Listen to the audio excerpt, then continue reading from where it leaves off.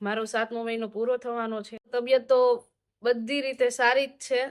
હાલ સુરતમાં તો શું કહેવાય કે છે, 2 દિવસ ફૂલ ઠંડી પડે, 2 દિવસ ઓછી ઠંડી પડે, અને ક્યારેક તડકો તો ક્યારેક જ દેખાય, બાકી તો દેખાતો જ નથી. ખબર નહીં હવે વાતાવરણને શું થવાનું છે. જય શ્રી કૃષ્ણ. જય શ્રી કૃષ્ણ, જય માતાજી. મેચિંગ કર્યું એલા જો હા હો, મેચિંગ થઈ ગયું. ઓલું ખબર ગીત આવે છે, હા કપડા મેચિંગ કરવા છે, મારે દલડા મેચિંગ કરવા છે, પણ તમારો એક જીભ ને મેચિંગ થાતે. તમારે શું કેવું એ ઉપરથી? ગમે એ મેચિંગ કરવાની જરૂર ને, તમારી જીભ મેચિંગ થાવી જોઈએ, તમારી વાત મેચિંગ થાવી જોઈએ. એકાબીજાને વાત એકાબીજાની ગમવી જોઈએ. ઘરમાં રહે તમારા કપડા ને તમારા દલડા ને તમારા મનડા ને ઈ તો બધા એક બાજુ રે, બધા મેચિંગ હોય, તમારી વાત નો મેચિંગ હોય તો કઈ કામ નો નહીં એમ. આ 2 જણા ને કે આપણે તો મેચિંગ કપડા પહેર્યા પણ પાછા વાતમાં બાતતા હોય. હા, તું તડાકા ધન ધડાકા એમ. હા એમ. એટલે ઈ કપડા મેચિંગ કરવાની કોઈ જરૂર નથી. આ તો અમારે તો મોચીતા ના થઈ ગયા, બાકી ક્યારે કરતા નથી.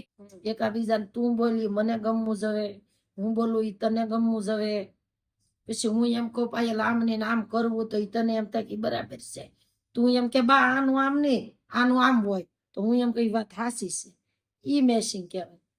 ને એકાબીજાની વાત ક્યારેક માનવી પણ જોઈએ, ક્યારેક કાયમ માનવાની હોય. હા હા, એટલે ક્યારેક અમુક વસ્તુમાં એમ થયું હોય કે ભાઈ નહીં આજે આમ નહીં, મારું આમ મન છે, હા તો ઈ આ વસ્તુમાં આમ નહીં, આ બરોબર લાગે એમ. તો બધાના ઓપિનિયન અલગ અલગ હોય. ગીત નથી આવતું? હા, ફેશન આવી, ફેશન આવી, ફેશન કરવા દેજો જમાઈ મારી બેનીને કાઈ ન કેજો. 8 વાગે ઉઠશે, 9 વાગે ઉઠશે, ચા બનાવીને દેજો જમાઈ મારી બેનીને કાઈ ન કેજો. હા બેનીને કઈ નો કેજો. ને બપોર રાંધીને દેજો, પણ મારી બેનીને કાઈ નહીં કેતા એમ. 10 વાગે ઉઠશે, 11 વાગે ઉઠશે, રસોઈ બનાવીને દેજો જમાઈ મારી બેનીને કાઈ ન કેજો. એટલે એવું છે કે તમે ગમે તે ઉઠે પણ એને કાઈ નહીં કેતા. હા હા, એને મારી બેનીને કાઈ નહીં કેતા, ફેશન કરવા દેજો, આ ફેશન નો સમય છે. સમય છે પણ ફેશન એ કરાય, નો કરાય એવું નહીં. ફેશન એ કરવી જરૂરી છે. તમારે જીવન આપ્યું છે આપણને, એટલે ફેશન કરવી જોઈએ. ઘર ટીકડેટી કરીને પછી એમ ઘર ટીકડેટી નગર તમારા ઘરમાં હા જઈને માં આવે ને તમે કપડામાં મેચિંગ ફેશન કરો તો પછી એટલે અમે હું ને બા અત્યારે જઈએ સાની પડાવવા. સાની પડાવીને સાંજે આવશું.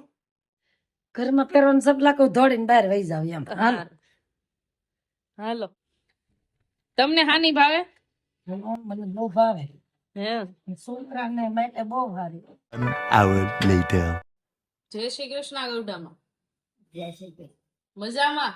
બહુ મજા. અડપ રે ને? હાથ બહુ હલે. હાથ બહુ હલે. હાથ લઈ લો આમ. છે કહું તમારી બેનપણી ત્યાં તમને મળવા નહીં આવે? આવશે જ ને. કેટલા વર્ષ જૂના છે બધા? ઘણા બહુ. હે કેટલા વર્ષથી હારે છો? આ 6 મહિનાથી. 6 મહિનાથી. વર્ષથી કયો? 1 વર્ષ. 6 વર્ષથી 6 મહિના. 2 આવશું. લે હવે જુદું પડવું છે. હવે જુદું પડવું જોઈએ. એવું છે એમ ને? ના નહીં મળે એ કઈ દોઈ. મળશે ને? બધા ત્યાં મળશે એમ ને? હા. તો હાલ. જય શ્રી કૃષ્ણ કાકી. જય શ્રી કૃષ્ણ. મજામાં? હા બહુ મજા છે. જય શ્રી કૃષ્ણ મમ્મી. જય શ્રી કૃષ્ણ બેટા. હા મજામાં? એમ હા મજામાં. અમે આવ્યા સહી પ્રતિકભાઈ ઘેરે.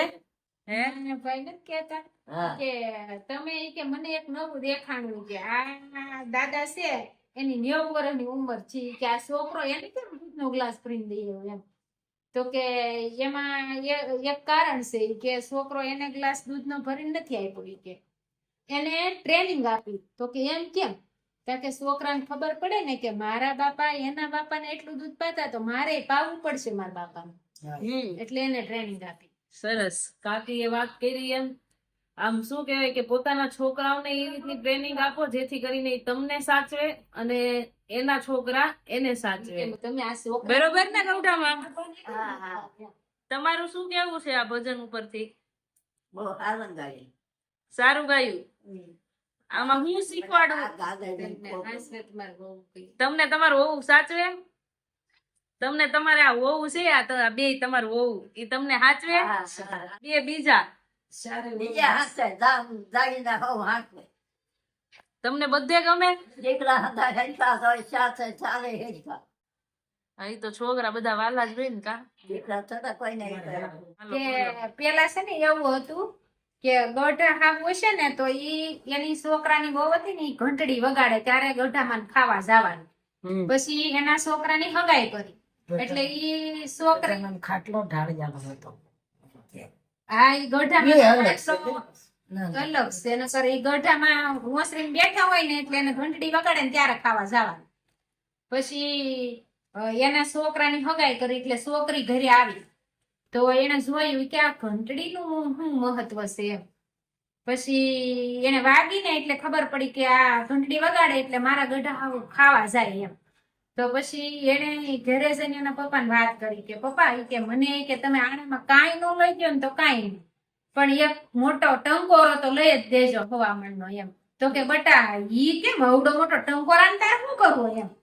તો કે અમારે છે ને મારા હાહરાના ગામમાં એવો રિવાજ છે ઈ કે જે છોકરી નવી આણ વળીને આવે ને ઈ ટંકોરો મંદિરે ચડાવે એમ. એમ કરીને એના બાપા પાસે લેવડાય. મારે હાવના માયતર તો થોડા ગરીબ ગરીબ હતા. હતા ને તમે તો આપણે કેટલું સારું છે ને એને હાવ ને તો ખાલી ટંકોરી જ વગાડે ને ત્યાં ખાવા આવે. મારે તો મોટો ટોકરો લઈ જાય તે પછી મારી હાવ ને ડોકે બાંધવું. તે વગાડીને ત્યારે ઈ હા ખાવા તે પછી બાય આણું વળી પછી આણું વળી ને તો એ કરિયાવરમાં ઓલો ટંકોરો બધા થાય. પૂછે કે આ કે બીજું તો બધું ઠીક કરિયાવરમાં પણ આ ટંકોરો શું કે? તાકે બાઈ આ તો મુખ જ વાતનું. પછી બાઈને પૂછ્યું તો પૂછવું ઈ કેમ ઘડીકમાં? એમ કે હે બેન બધું તો ઠીક તાર બાપાએ લાટ કરિયાવર દીધો પણ આ ટોકરો તાકે એમાં હું આવીને એકવાર આંટો મારવા તે મારી હાહુની તો ડોકે ટોકરી હતી નાખી. તે મને તો એમ છું કે મારી હાહુ ના તો મારે થોડાક હશે. ગરીબ હશે મારે તો મારા બાપા કેટલા પોસતા વાળા મોટે મોટો ટોકરો મેલું તો મારી હાહુ ડોકે ટોકરો બાંધો. તો એની હાહુ ને સમજાણ કે આ ઓહો આ તો ભૂલ કરી છોકરી પાડીશી માથે એટલે તો કેવી જ પડી છે. એટલે ભૂલ પડી ગઈ કે આ તો મારે ડોકે તો મોટો ટોકરો આવ્યો. એટલે આ ઘંટડી તો બી અલગ છે હો, પણ ઘંટડીનો દાખલો આવે છે. કે ગોઢા માણાને આશ્રમ નહોતા વૃદ્ધાશ્રમ હવે છે. હવે બધા સમજણ ન હોય ને એને સમજાય આ ગીત ઉપર કે માવતરની સેવા કરવી જરૂરી છે.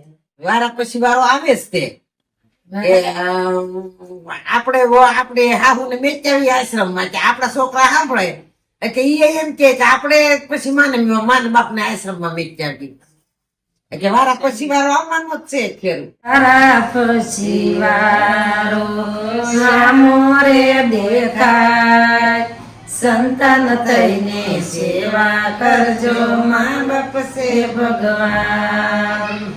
પછી છે એ સમજે ને તો બધું છે બધું છે. વર્ષ પહેલા શ્રમ નહોતા આશ્રમ માં જોલા ખાય માને બાપ સંતાન થઈને સેવા કરજો મા બાપ છે ભગવાન. આ બધું ઉપર તમે શેતી આવજો કે વારા પછી વારો આવશે એટલે હાહુ ને તો હાસવાના જ. તો આ સત્સંગ ઉપરથી ઈ જાણવા મળે છે કે શું કહેવાય આપણે મા બાપને સાચવવા જોઈએ જેથી કરીને આપણા છોકરા ઈ જોઈને શીખે કે હું મારા મા બાપને સાચું. એટલા માટે બસ આપણે ટ્રેનિંગ આપવી જરૂરી હા વડીલો પાસે ટ્રેનિંગ જ છે. આ કેટલા વાળાની છે કઈ નક્કી નથી. હે ભાઈ નથી કહેતા હા. કે તમે ઈ કે મને એક નવું દેખાણું કે આ દાદા છે એની 90 વર્ષની ઉંમર છે કે આ છોકરો એને કેમ દૂધનો ગ્લાસ ભરીને દઈ આવ્યો એમ. તો કે એમાં એક કારણ છે ઈ કે છોકરો એને ગ્લાસ દૂધનો ભરીને નથી આપ્યો ઈ કે એને ટ્રેનિંગ આપી. તો કે એમ કેમ? કારણ કે છોકરાને ખબર પડે ને કે મારા બાપા એના બાપાને એટલું દૂધ પાતા તો મારે પાવું પડશે મારા બાપાને, એટલે એને ટ્રેનિંગ આપી. સરસ, કાકીએ વાત કરી એમ. આમ શું કહેવાય કે પોતાના છોકરાઓને એ રીતની ટ્રેનિંગ આપો જેથી કરીને ઈ તમને સાચવે અને એના છોકરા એને સાચવે. કે તમે આ છોકરા